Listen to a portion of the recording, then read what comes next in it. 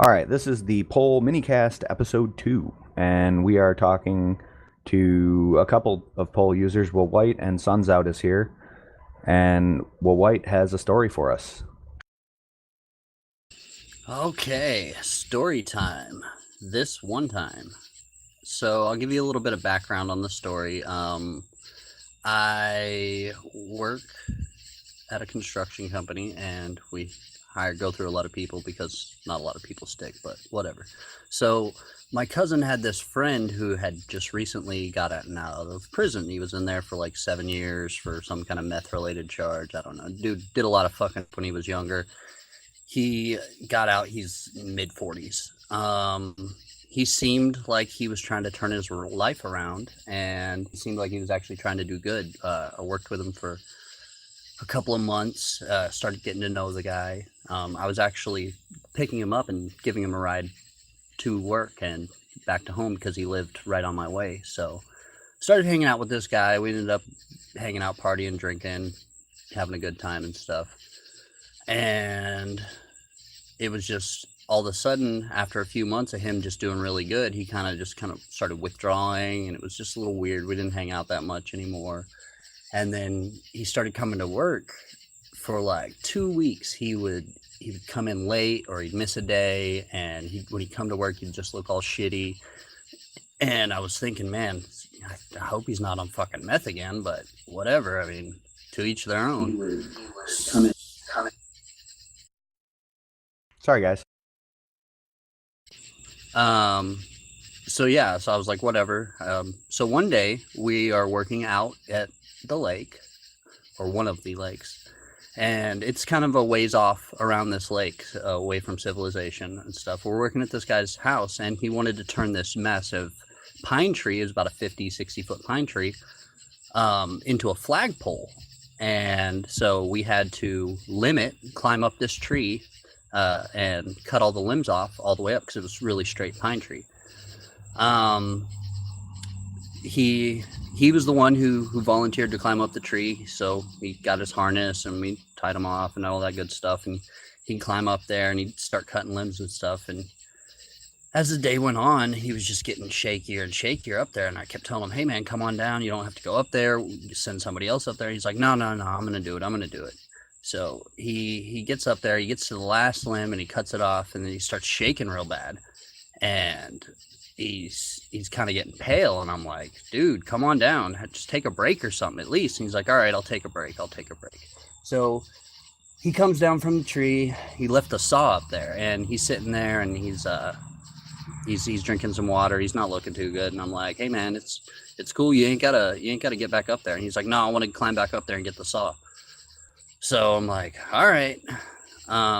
He climbs back up the tree and to get the saw. And as he's coming down, he like almost drops the saw, almost falls off the tree himself. He was of course tied off, so that wouldn't have been too bad. But he, on his way down, he's just sketchy. And then he gets down, he's turning real pale, and then kind of his lips are turning a little blue. And we're like, hey man, are you okay? And he's just like, no, I'm fine. I'm just gonna go over here and sit in the work truck with the AC on. And so he starts walking off through this patch of little woods towards the vehicles. What was the temperature outside that day? It was about, I'm going to say 95 or so. It wasn't too hot for where we're at. The humidity was actually pretty low. It was around 50%. That's pretty low for us. Okay, I just wanted environmental. Is this guy used to doing this kind of work at this point? Oh yeah. He'd done construction and just different random odd job stuff before we worked with him. And at this point it had been, I'm going to say like 5 or 6 months. Enough time he'd, saved up some money. He'd been out of prison basically for about 6 months, and he basically came straight to work with us. So he was used to doing everything. We normally took breaks, we gave him water, everything like that, So this wasn't anything abnormal. So, so yeah, so he, he seemed like this was a normal day. Yeah, this was just your average run-of-the-mill day. It wasn't really, really hot. I mean, it can get upwards of 110, 115 around here with, 90, 100% humidity, and it was not like that at all. All right, all right. I would say keep going. All right, so he starts walking off to the truck. Also, a little more background. When we were hanging out and stuff, we'd gotten into the habit of doing the Arnold voice when joking around and stuff, and go blah, and so he's walking off to the truck, and I'm like, I'm talking to this other guy, and he's like, hey, go check on him, make sure he's okay. I was like, yeah, I'm gonna go bring him some water or whatever. And so I'm following behind him, and I'm like, hey man, you okay? And he's just like, yeah, I'm just gonna go sit in the truck.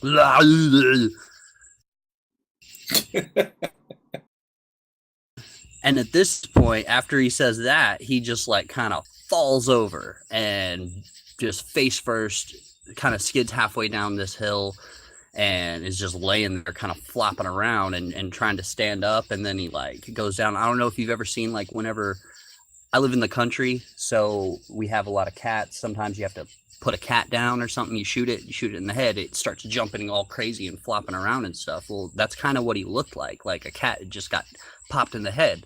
So he's doing all that, and I rush over to him, and I'm like, hey man, no, stay down. It's okay. I'm right here. We'll get you some help or something. And so like I'm yelling, hey, you guys call 911, do something. So our boss comes over while he's laying on the ground. I'm rubbing his back. I'm like, hey man, I'm right here with you. Don't worry, dude. You're gonna be okay. And my boss sees him, and he's just like, oh shit. And so he gets his truck and he pushes the OnStar button. He's just like, OnStar, I have a medical emergency. This dude just fell the fuck out at work. I don't know what's going on. And so they're like, well, where are you at? And we're like, we don't know the fucking address to this place. It's the woods by the lake. We're going to drive out to the main road so we'll meet you guys there. And so we're talking to OnStar the whole time. We're going down the road. Like, my boss picked him up off the ground, threw him over his shoulder. This guy, he was not a small guy. He probably weighed 200, 210. My boss is also a very large guy, and he picked him up, threw him over his shoulder, walked across the rest of the way to the vehicles, threw him in the front seat. We all hop in the truck. We're driving out to the road. OnStar's just like, all right, remain calm. Can you see the sign yet? And we're like, yeah, we're right here. And they're like, okay. And I check him. Is he still breathing? And he's kind of turning blue at this point, and he's kind of taking shallow breaths and stuff. And like, we're like, I don't know, he's turning blue, but he looks like he's breathing. And then all of a sudden he just takes in one big breath, and then he just kind of stops. And I put my hand on his neck, and I can't feel a pulse or anything. And we're like, OnStar, what the fuck? No pulse. And they're like, pull him out of the truck. We pull over on the road. They pull him out of the truck, and they're like, do you have I don't know what the paddles or whatever. Do you have those paddles? So sorry. So wait. At this point, you guys are entirely speaking with OnStar. You're not talking to like 911. You're talking to OnStar, and they have told you to pull him out of the truck. He's, like, are you trained on like CPR and feeling a pulse and all that? I took CPR classes before, but I'm not a medical professional at all. But I mean, when the need arises, I guess it doesn't really matter if you're qualified or not. Somebody's got to step up to the plate. So OnStar, they tell us, all right, we'll lay him flat on the ground. And so we get him out of the truck, and he's not moving. He's not breathing. I can't feel a pulse. And they're like, you don't have the paddles. And we're like, no. They're like, okay, start doing chest compressions. So I'm like basically sitting there right there next to him. I'm doing chest compressions on him. And they're like, keep doing it, count out loud. And they're making me count and stuff. And it's just like, the more I'm pumping on his chest, and like, I notice this like fluid and stuff starts coming out of his mouth. And I'm like, oh, fuck. And like, so they're like, okay, turn him on his side, drain the fluid from his lung. And so every couple pumps, I have to turn him on his side to drain the fluid out so he can get air into him. And I'm pumping on his chest and just pumping on his chest. Nothing's happening. I did that for probably about 20-25 minutes, pumping on his chest. I believe he had died at that point before, like when he took that big giant breath in the truck before we pulled him out. I think he had, that's when he had died. But I continued doing that for about 20-25 minutes, and then a OnStar, of course, is on there the whole time. They were on the line with 911, giving them directions, giving our GPS directions, and so this first responder guy is just happens to be driving by because he lives out there, and he pulls over. He sees what we're on the side of the road. I'm doing chest compressions on this guy, and he's like, "Here, I'll take over." So finally, he takes over, and he does it probably for another 15 minutes. And finally, the ambulance arrives, state troopers arrive, all these other cops and stuff arrived, and they get out their machine. They've got this machine that they strapped them on a board, and then they put this thing. It's like a crescent with like a, looks like almost like a plunger without the plunger head, and it just goes up and down to compress his chest over and over again. And they're like, put him in the truck. And so they load him up, and yeah, basically a little bit after that, they're like, we call up to the hospital, and after we notified his family and everything like that, so they could all go up there, and we were in contact with, I think, his daughter and his sons, and they're like, yeah, he had a massive heart attack and he died. And I was like, holy shit, this is kind of traumatic. I mean, this guy, he basically died in my arms, and this was the first person I had ever seen die before, right there in front of me. And it was just, I don't know, man. It was an experience. Well, like, I have to ask. I mean, did they? I mean, did they know he was dead when they took him away? I mean, for sure, was he dead at that point? Yeah, the first responder guy who was doing the chest compressions, and after the ambulance got there and they got him, they loaded him up, and dude was just like, yeah, he's, when you see that fluid coming out of him, that's your body letting go of all the fluids. That's his juices coming out. He died. He was already dead. You had to do it just because, I mean, why, you have to try, but he was already dead once I started doing the compressions. And we actually, I'm pretty good friends with the sheriff around here, and so we were talking to him. We're like, hey, you remember that guy? He'd been in trouble with the law. And he was like, yeah, I remember you guys said he was doing real good. And we're like, yeah, he was, until this little bit, and then he freaking died. And we're just wondering, could you get the autopsy report to see what the coroner said? And he's just like, yeah. So a couple weeks later, the sheriff was talking to me, and he was like, yeah, he had a massive heart attack due to a bunch of meth in his system. He'd gone back on it and freaking had a heart attack and died. So if you would have known he was a tweaker, would you have spent that time helping him?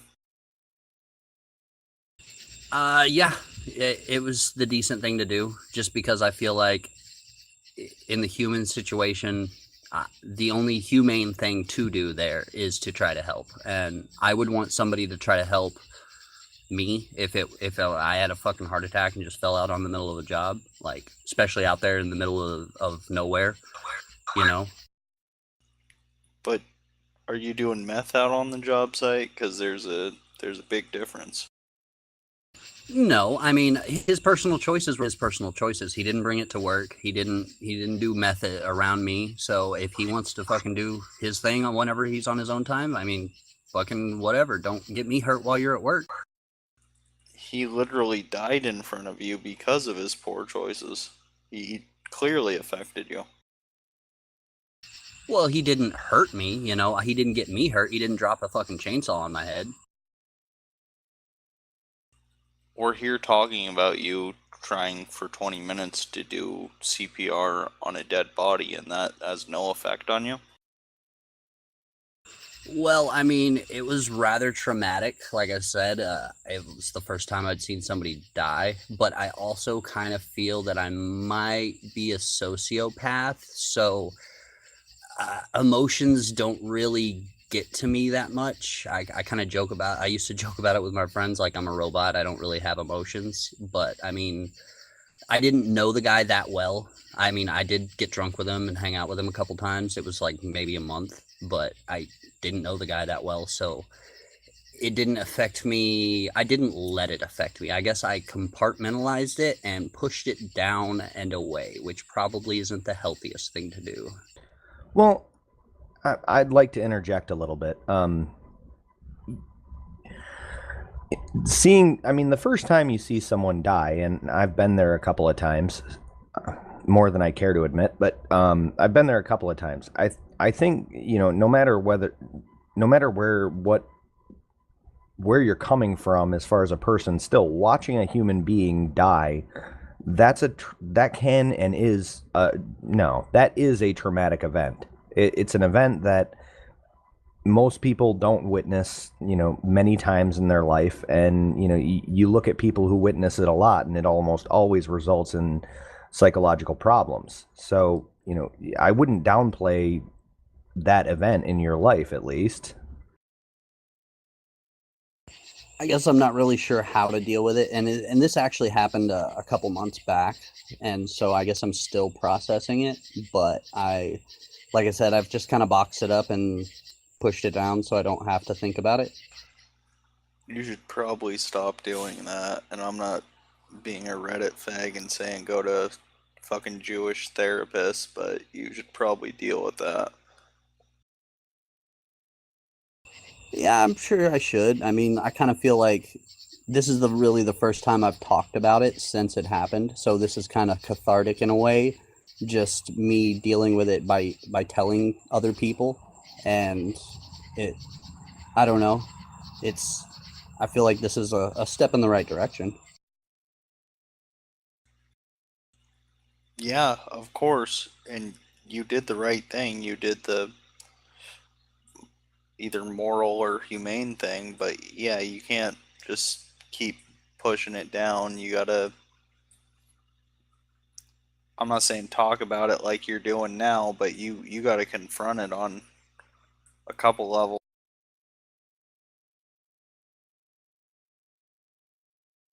I don't really know how more to deal with it. I mean, I've talked about it, and I I guess I've already kind of faced my own morality, or not morality, mortality. So I'm not really looking at it from that aspect. It was just more like, holy fuck, watching somebody die is fucking not fun.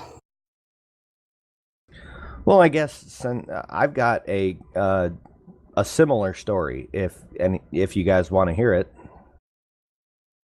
Yes, I do. it was the first time I watched someone die, actually, and truth be told, they came back to life. Well, that's awesome. A lot better ending than Wall White's.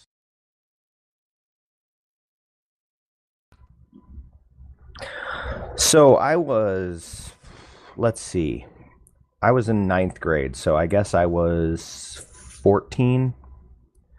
And I had this teacher. He was honestly probably one of my favorite teachers. And the reason being, I got picked on a lot in school. And so this was an algebra class, and I had recently gotten the highest score on a test, and this teacher, chose to grade on a curve. So that made a guy in the class not particularly happy with me. So he came up and decided to punch me in the kidney, or in the back, however you want to look at it. And I said, "Wow, the mosquitoes are bad in this room." And so he grabbed my shoulder, flipped me around, and said, "I'm going to beat your ass." Well, this teacher walked up, grabbed his shoulder, and said, "Look, I'm going to take you two out in the hallway. And when yeah, there it is. When Boobs beats your ass, I'm not going to say anything." Well, about 2 weeks after that, that teacher had a heart attack. And so I ran down, and I didn't really know CPR all that well. I knew what I had learned in health class, and I tried to do CPR on him. And so I did the, compression, compression, compression, breathe, compression, compression, compression, breathe. I did that. Another student, called the office. 911 was called. I kept doing it, and I thought he died. I did, but about 2 weeks later, we had a sub in the class, and 2 weeks later, he walks back into the room alive, and you know, I was shocked, and he was like, I don't know who did CPR on me, but whoever did saved my life. And I never had the guts to even say that I did it, but I'm glad the guy lived because he was a good teacher. He was also my driving instructor who, he made sure that I knew how to drive, and he was a smart guy, really smart guy. Had a master's degree in applied mathematics. So just to back up just a little bit, so they didn't tell you that he lived after you had done CPR, and I'm assuming this was at the school when it happened? Yeah, it was in class. Your audio is real quiet, White. I was gonna say so they didn't tell you that that he lived after you did the CPR on him? Nope, I didn't find out anything about it until 2 weeks when he walked back. 2 weeks later, until when he walked back into the class. Wow. So the real moral of the story is doing meth is bad. Yeah, I think that's a lesson we can all take from this. I'm like 95% sure if you want to do meth, you should probably pick a different drug.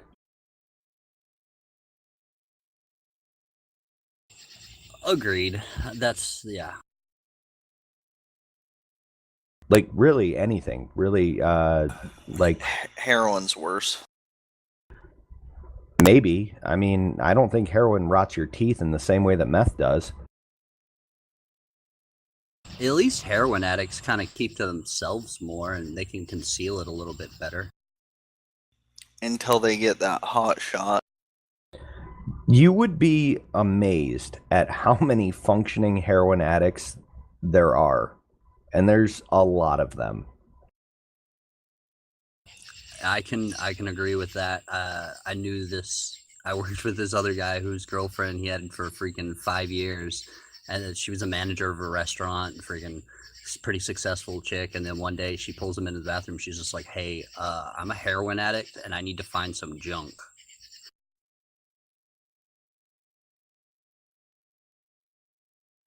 I had one client years ago. He owned a culinary supplies store. Like he sold knives and pots and pans and all kinds of stuff. This guy he easily cleared $250,000 a year, easily. Messed up on heroin every day. Couldn't remember the last thing he asked me to do, but always paid the bill and was always messed up. That's just a testament to the difference in the drugs. Like a heroin addict can function. A crackhead will steal your shit, but a tweaker will steal your shit and then help you look for it.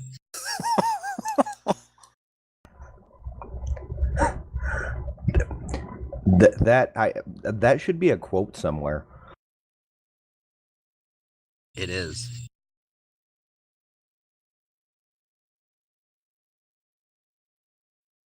Has Aragorn been here the whole time and not said a single thing? I think he's got his audio muted. He's been here for a long time, and he mutes it and silences it. That's sad. I would have loved to hear his take on all this.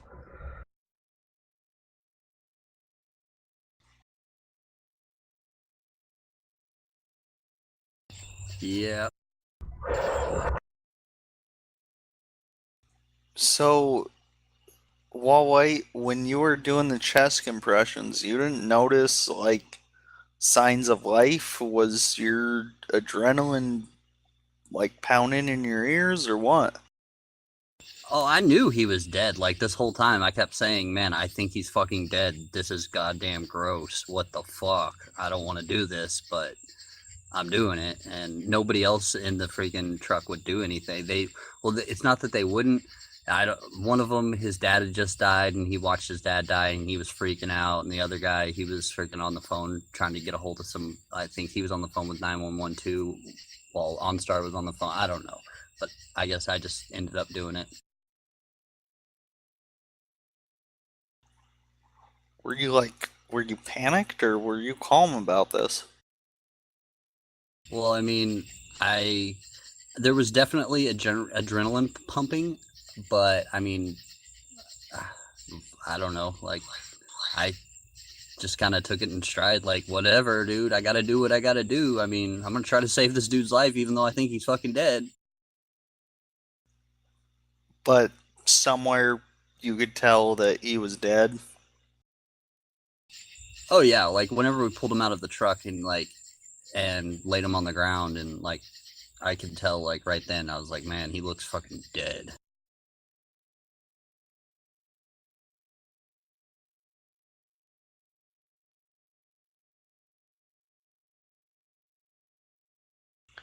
This is when D&D instinct should come in and you should rob him. Yeah, I actually I took ownership of all of his tools that he left at work. Nice. Good for you. Like, yeah, good for you. I figure it's the payment, you know? Like, I tried to save your fucking life. I'm gonna keep your hammer, dude. Sorry. Yes, that's rational. That's at least something positive came out of it. He had a nail gun, right? No nail gun. He was slowly building his tools up and stuff. I got his nail bags, which I gave away because they were shittier than mine, and I got his tape, and I got his freaking hammer and square and some other little miscellaneous crap. But a little follow up on this, his daughter took over the funeral preparations or whatever, and she's just like, hey, I want you to be a pallbearer since you were the last one there with him. I know you're kind of friends with him. I know you didn't know him that well, but he doesn't really have a lot of people. And I was like, all right, whatever, I'll be a pallbearer for him. So I had to go and fucking do all that, and that was a nightmare. I hate funerals. That was the first funeral I went to. Or no, not first, but first funeral of a person, a friend, not like an old family member or something. That was awful though. Someone you touched while they're dead. Yeah, that was pretty gross. It was like, ew, there's not enough Purell in the world for this. Well, still, I mean, I'm sure everybody that was there appreciated you doing that. Being a pallbearer, and all that. Yeah, I know that his family appreciated it. He had 2 sons. They were teenage sons, and they're like, thank you, you tried to save my dad. I'm like, yeah, I did. Yeah. And yeah. I mean, I don't know. I guess you kind of have to appreciate the fact that I guess I guess you don't have to appreciate anything. I guess they saw what you did as a great service to them. Yeah, most definitely. And like I said, it was the only decent thing to do, was to try to fucking save somebody's life.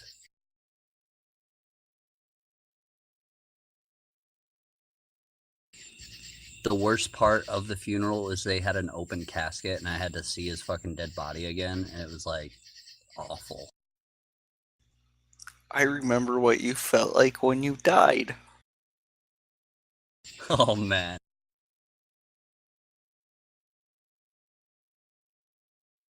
I'm crying on the inside. Of course, you're clearly not a sociopath. You're clearly not. So yeah, it's got to be traumatic in ways. Might not be a sociopath, but I don't know. Like I said, emotions, I try to keep those tamped down as much as possible. So you're a normal man. Yeah, I guess so, if this is normal. Normal's relative. Men are not allowed to have emotions in Western society in a great capacity. I can agree with that. Boop.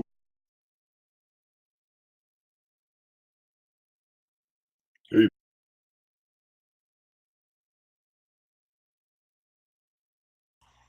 AOU? yep. Hi, everyone. Hey, buddy. I got a question for Boops. Did you talk to your teacher when he came back? And Yeah. did he experience, how do you call it? A near-death experience, right? He didn't tell me about any near-death experience. He said that it was the most pain he had ever felt in his life. And we talked a lot. We talked a lot about a lot of things. He told me about being a man, and he told me about, if you want something, go after it. And, he told me, I mean, that could be an entire episode in and of itself. His name was Mr. Arnold. And at the end of the day, I couldn't summarize what he told me in a single day or in a single sentence or even paragraph. But he lived for another 13 years before he died. But I lost touch with him probably 7 years before that. I only know he passed away just because I check obituaries from time to time. So a father figure in a sense? No, not at all. A mentor at best. He was a liberal. I mean, he had some weird ideas. The best thing he told me to do was, if you want something, go after it. And that's probably the advice that got me to marry my wife, but it certainly didn't teach me to be married.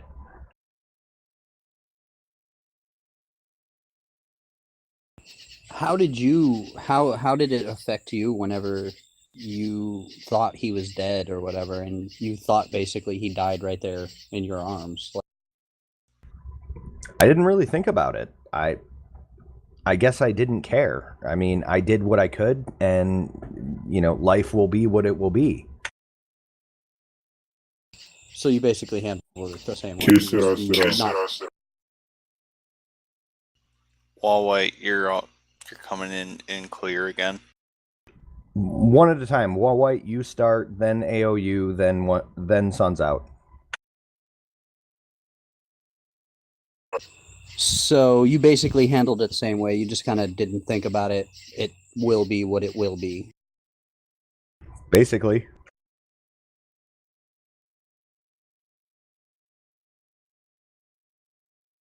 Okay, AOU, your comment?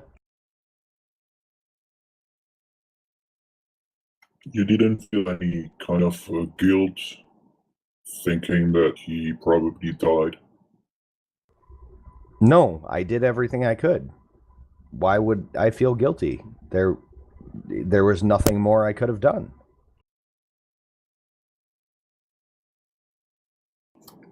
Yeah, but you were kind of young, so, sometimes it's easy to be impressed.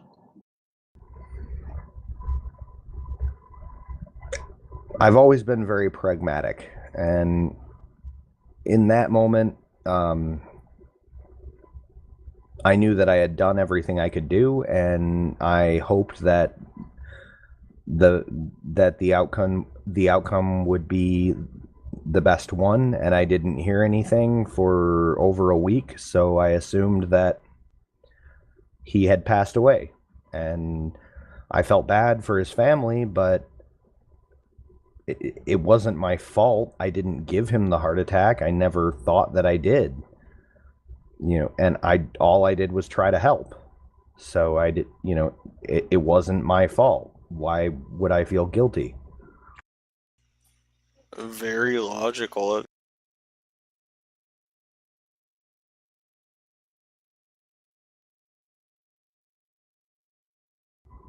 Any more comment? I think that about covers it.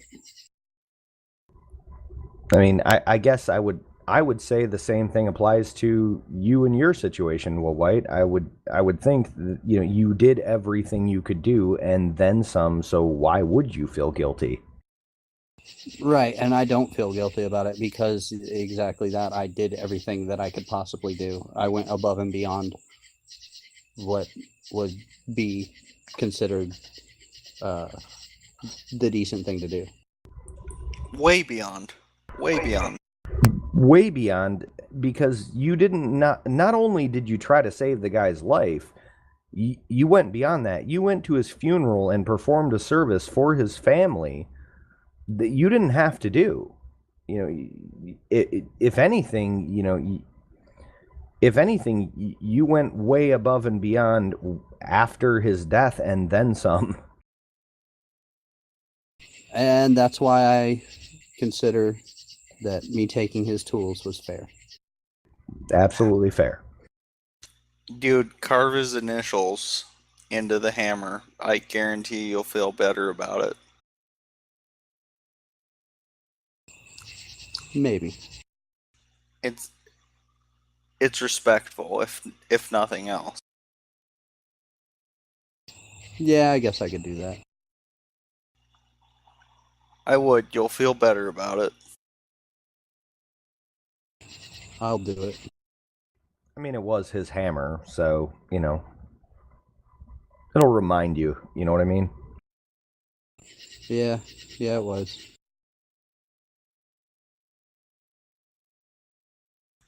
Well, it's good to get it all out. I do kind of feel better now that I've talked about it. Well, I'm glad you were willing to come on and talk about it. I think this has been a pretty damn good episode. Me too.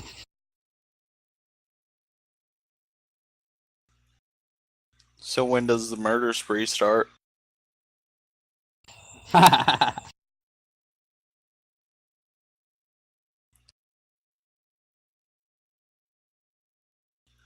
you want to get into the moral implications? No, it'll just happen on the 27th. That's the special date? Yeah, the 27th. Alright. Anyway, I'd like to open anyone to have closing statements right now, please, one at a time. So, because I think we've gone... This was a lot longer than I thought it was going to be, but so anyone, closing statements, please, one at a time.